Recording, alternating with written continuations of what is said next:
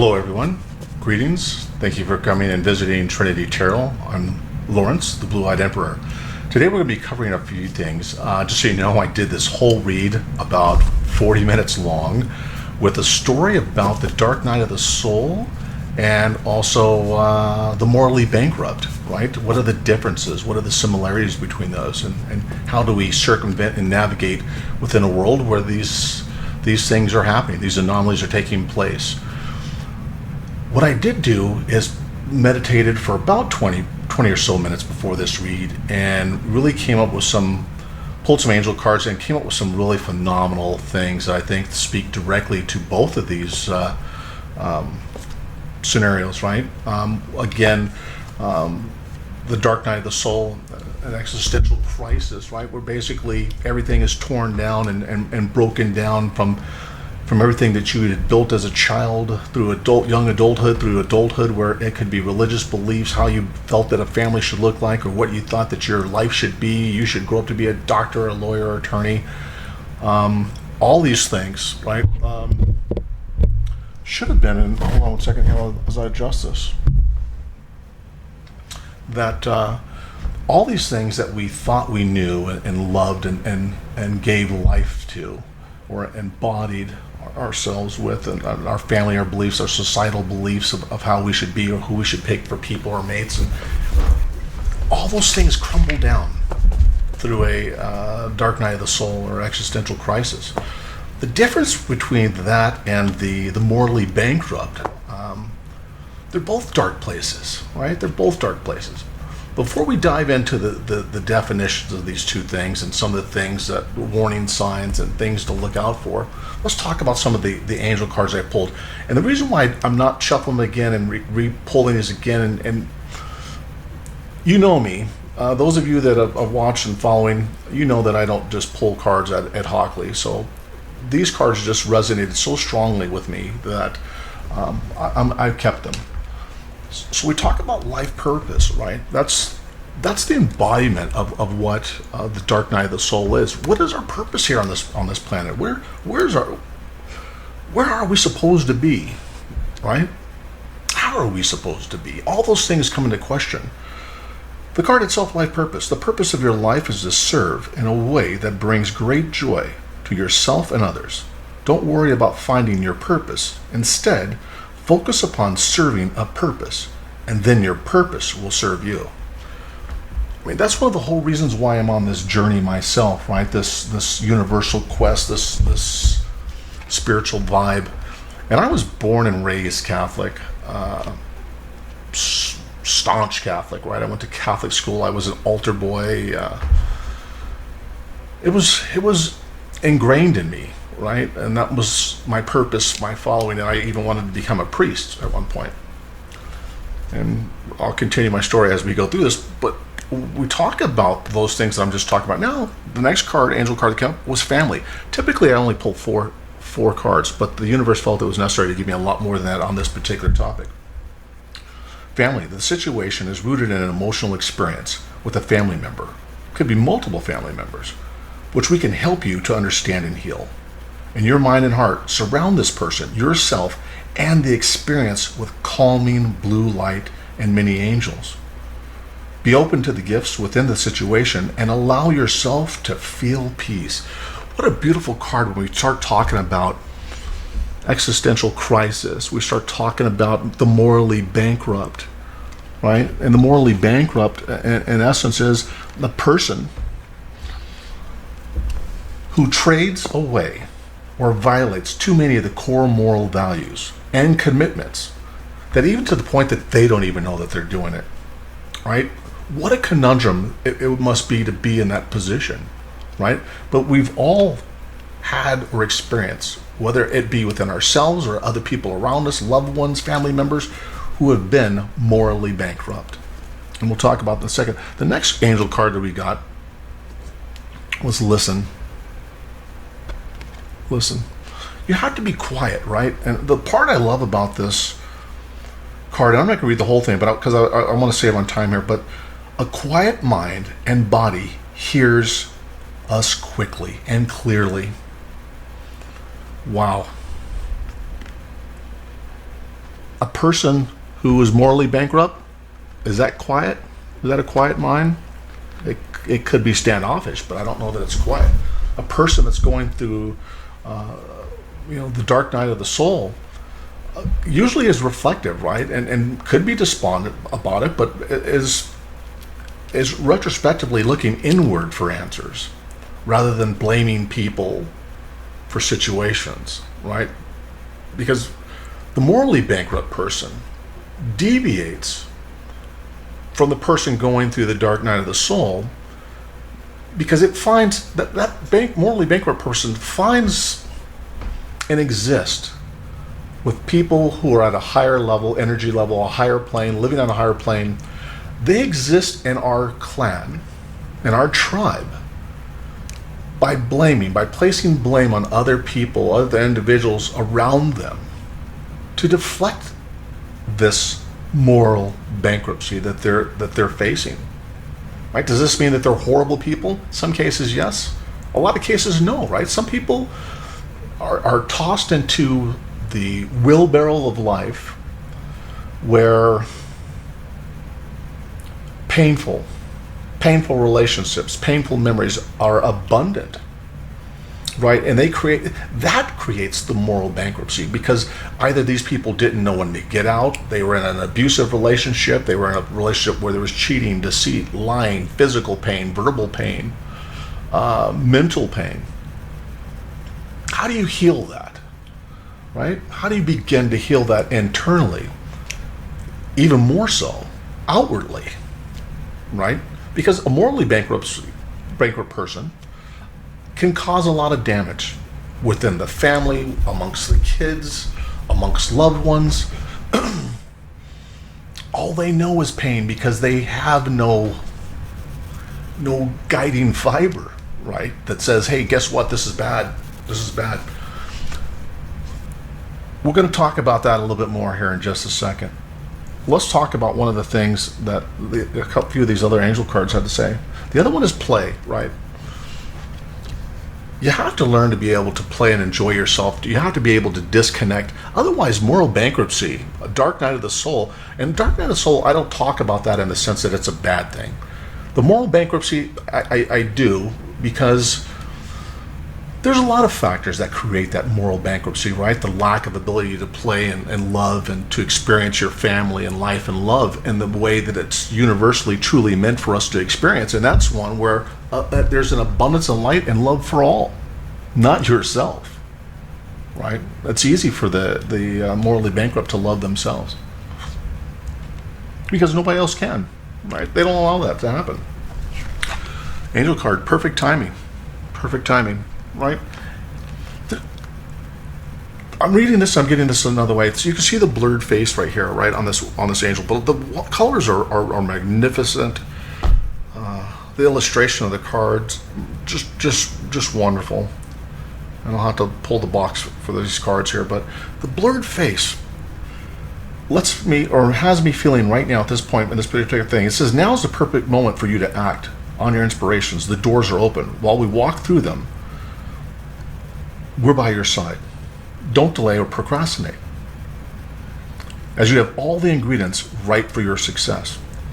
Let's talk about this for just a second, right? The right timing for the dark night of the soul. Well, I guess when the universe says it's time, right? When you start to feel and question about why you're here and what is the true meaning of God and true meaning of religion. I watched a wonderful lady the other day on YouTube that talked about how we are all God, right? How God is just another form of energy. And you know what? I could never, as a young person, disassociate myself with the thought that this body means something more. But in the essence of everything, every human is nothing but energy, right? And she gave not herself, but she led me to another site where a doctor genetically gave the existence of DNA, right, and how a molecule can exist, right? And if you remove the atom, the nucleus from the tribe, the tribe continues to live on, even though it previously thought that you didn't, because they themselves have energy inside themselves, enough to live, I think, 30, 60 days. Having said that, blessing in disguise, right? For us going through, and I'm saying I'm going through, right, the dark night of the soul, it's painful. Trust me, it's painful. For us going through that, it's a blessing in disguise, right? Without pain, I know it sounds marmy, there could be no gain, right? Without pain, there could be no hope. Without lack, there could be no desire. That's powerful shit. Powerful shit. Spirit guides, I ask you please to give blessings and honor, guidance, love, and light to all these wonderful souls out there. Whether they're going through the dark night of the soul themselves, whether or not they're experiencing a moral bankruptcy. Now let's talk a little bit about what that is. What does that mean to be moral bankrupt? Right? We're talking about a person who lacks or trades away all moral fortitude, right? And willing to just pass that by, right? Throw everything out the door. But that almost sounds like a sociopath, though, right? They have no moral value, so they can kill and do things to people without lie, steal, cheat, deceive, use words to hurt other people, use life to hurt other people, just because they can hurt other people. And they themselves don't even know because they don't care. How can you know that you're morally bankrupt if you don't have the moral guidance, the moral vision about loving unconditionally the rest of the souls on this planet, both here and in the fifth and all the other dimensions there are, because I'm sure we're scraping the surface. We're scraping the surface. Let's talk a little bit about some topics here, right? So let's just say you meet somebody for the first time. And my thought is this is absolutely true. And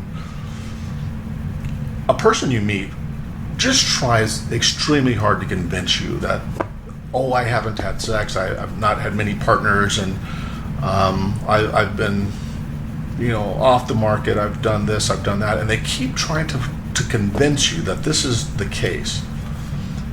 That's the sign of a morally bankrupt person. Not because it's wrong, but they themselves are trying to convince themselves that morality can be found through the rebirth of oneself, right? And if you lie to the new people you meet, they don't have to know the ugly story, the ugly truth about it.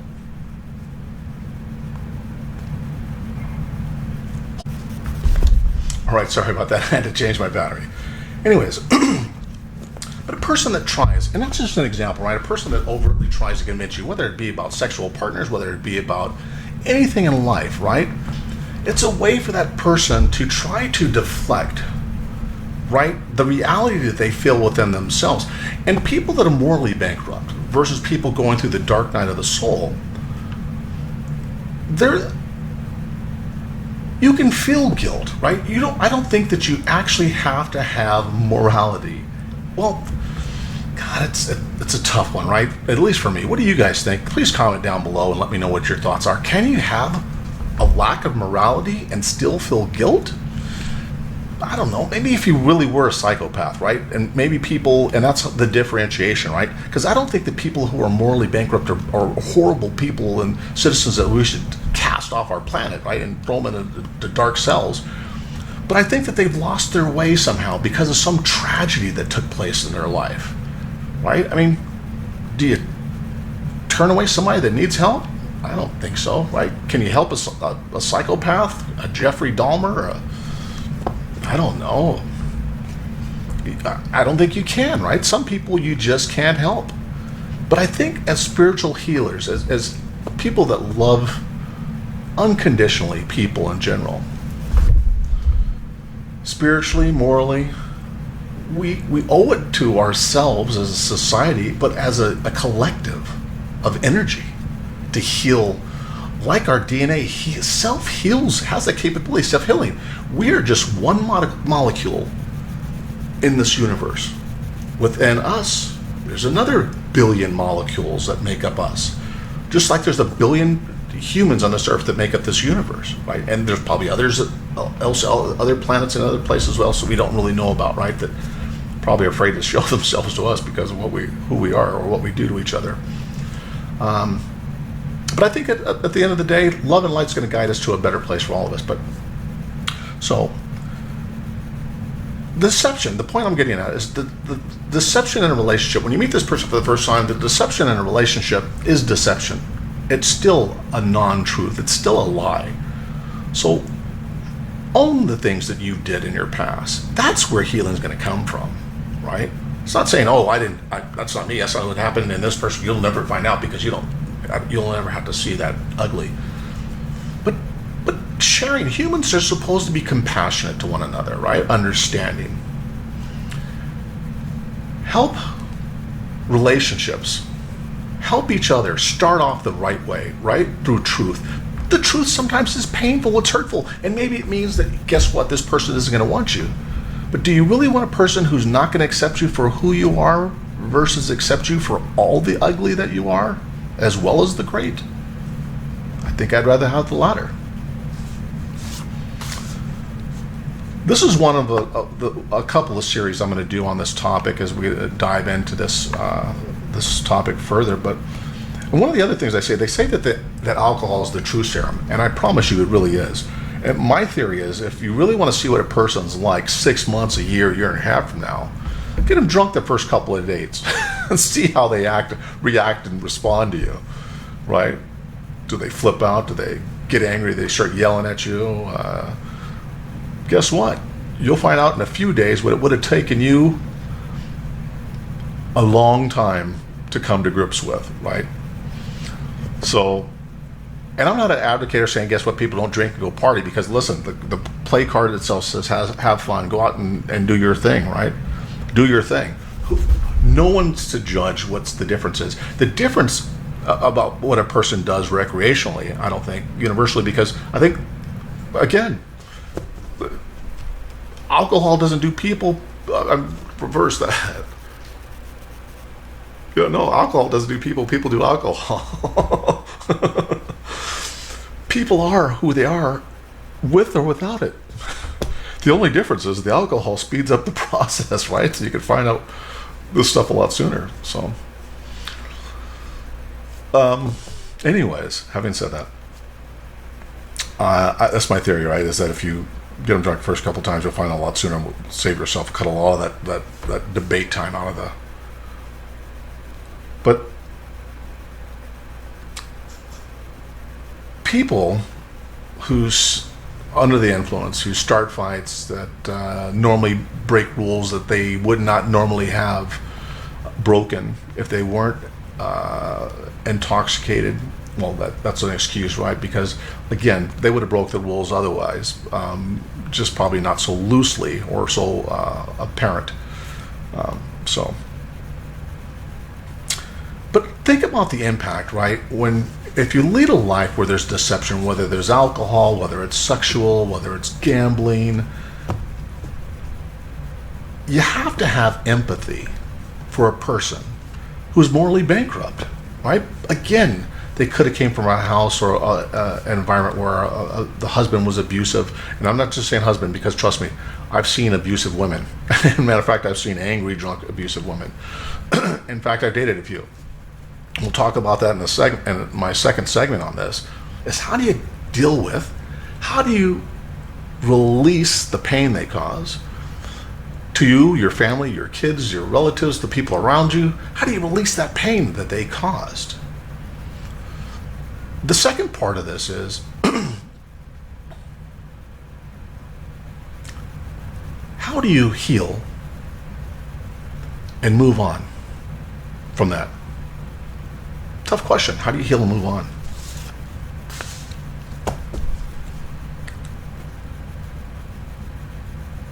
I think some of the things on my next segment I want to talk about is how do you raise your kids in a situation, a family where there's a person that's morally bankrupt or a person that's going through the dark night of the soul, right? Both are traumatic events.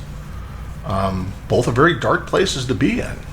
One again, morally driven, the other morally driven as well, but in a different direction, right? The person with the dark night of the soul is looking for deeper meaning in life and how to better love and enhance the world and what is the meaning of life and how do you fit into that life, right?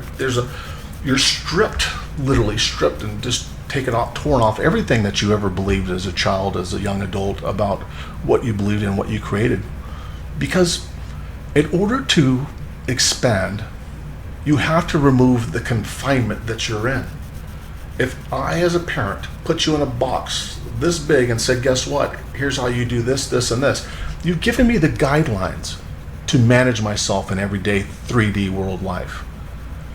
But you have not equipped me to really handle such things as an existential crisis, right? That's powerful. The crisis can go on for months, years, right? I've seen some really great readers online, and God bless them. Really some heartfelt empaths, intuitives, people that really are in touch with the universe and the true meaning of love and universal love for wonderful folks like yourself, and all the wonderful souls on this planet, and those that have passed on. Like myself, I feel that same love and compassion. So remember, both are dark places that people can find themselves in without any way to get out. As people who want to pass on and share love and light and universal love and love for the tribe, our job is to try to help. But guess what? Sometimes you have to know when you call it quits in a relationship, a friendship. You got to be able to put that outside, because again, how do you put out a fire, right? You don't stand right up on the fire, because if you try to stand up in front of a fire and put a hose on it, you're going to get burnt. It's going to flare up. You're going to get burnt. You need to stand far enough away from that fire in order to be able to manage the hose and put out that fire in a calm, peaceful manner. Sometimes you'll never be able to do that, and you got to know then it's time to stop and to walk away.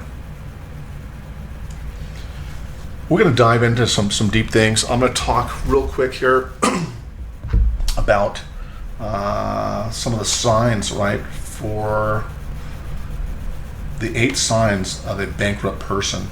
First, and this is written by Jai Stone, Jai Stone, Stone, from the Essence magazine, ESSENCE, Essence magazine, Jai Stone, on what a morally bankrupt person are. What are the signs for that, right? Emotional nudity. I love this. First one, they're angry. They're self-centered behavior. They use abusive behavior or language. They make things up. They like to blame other people, right? They pull disappearing acts. They say things just to deliberately hurt you. Laziness. They're greedy. There's no empathy. Control freaks. Hatred. Those are just some of the things that a person who's going through a moral bankruptcy can exhibit. But let's talk about the dark night of the soul. This is just beautiful. I got this from Thought Catalog, and the author is Brianna Wiest, Wiest, again from Thought Catalog. Some of the things that a person's going through, or some of the signs of a person going through dark night of the soul, or an existential crisis, is you're often confused and feel like you should be happy right now, not later. You start having purge symptoms, right? Unexplainable chills, heaviness, lightness, wanting to sweat more, declutter your home, your social life. You feel overwhelmingly stuck or lost. You begin to desire to impress people less and to connect with them more. You begin to resonate with Eastern philosophies and spirituality. I don't know why it has to be Eastern versus Western and Eastern, right? I think that could be stated either way. You have random and intense memories and dreams of past partners, forgotten childhood experiences, and so on. You're radically rethinking your idea of success. You're discovering your inner child again. You're starting to understand what people are talking about when they say socially discontinued, right? Living disingenuous lives. you're frightened, irrational thoughts, sometimes even along the lines of that you're dying. You begin to recognize and feel the true suffering, what true suffering is. I think that's a blessing, right? All these things, I think, are eye-opening questions we could ask ourselves. But both being on this spiritual journey here and being morally bankrupt leaves a person feeling very distraught, right? Whether we can outwardly see that in them or not is another thing, but these are things that they're feeling. Your sleeping habits become irregular and hungrier than usual, or not hungry at all. You feel overwhelmed by emotion. Coincidences start piling up. You're getting the feeling as though you just need to be still, right? And by yourself or something. You're becoming conscious of how your mind is operating. You discover the dormant healing capabilities, and energy healers, light healers, genetically, our DNA has the ability, our cellular structure has the ability to heal itself. It's ingrained in us genetically to be healers. Whether or not we acknowledge that job, that attribute, it's another thing. The last one here, it seems like life is asking you, will you commit every day to the rest of your life to healing? The answer for me is yes. I'm going to try my best to do absolutely just that. Commit myself to helping myself heal and to help others heal. I think that's one of the reasons why we're here and why we were given this venue. Again, this is part one of a multi-series layer about dealing with the morally bankrupt and the dark night of the soul. How do we live amongst this group of people? How do we heal as a tribe? Please like, share, subscribe, hit the notification button. Stand strong, and we'll stand together. Again, my name is Lawrence. I'm the Blue-Eyed Emperor with Trinity Tarot. Thank you.